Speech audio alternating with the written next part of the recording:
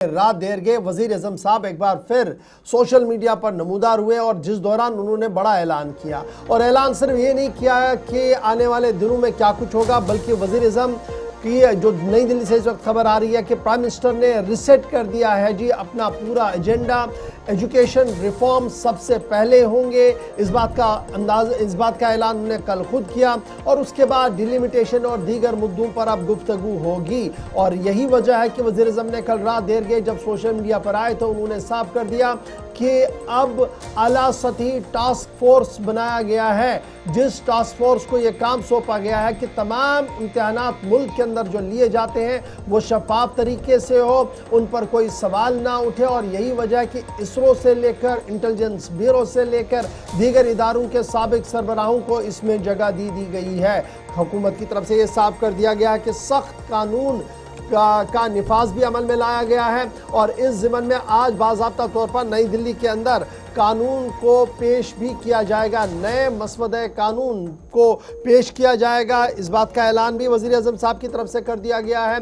और इतलात और ख़बरों के मुताबिक आज जब ऐवान की कार्रवाई शुरू होगी तो डॉक्टर जितेंद्र सिंह बाज़ाब्ता तौर पर नए मसवदे कानून को सामने रखेंगे।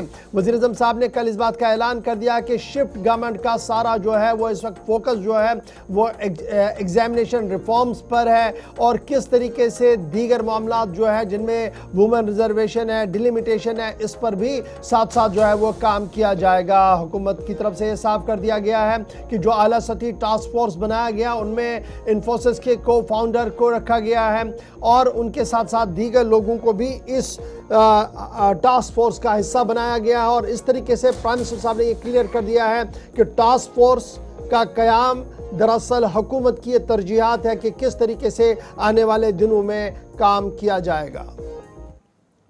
फ्रेंड्स, विद्यार्थियों के भविष्य के लिए भारत सरकार लगातार अनेकविध कदम उठा रही है।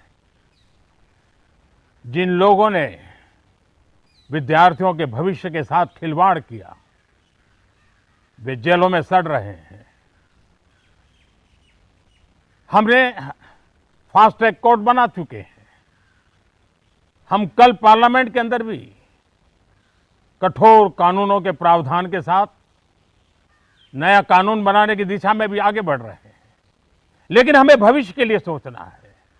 हमारी परीक्षा पद्धति विश्वस्त हो, हमारी परीक्षा पद्धति ट्रांसपेरेंट हो, हमारी परीक्षा पद्धति में सबसे ज्यादा टेक्नोलॉजी का उपयोग हो।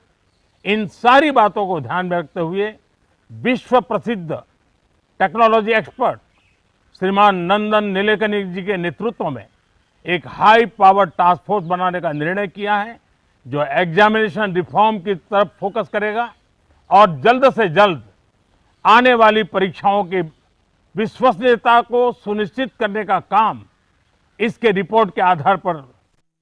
चलिए, प्राइम मिनिस्टर ऑफ इंडिया बता रहे थे कि किस तरीके से हाई पावर कमेटी को बनाया गया है और उससे यह काम सौंपा गया है और बहुत जल्द वो रिपोर्ट भी देंगे।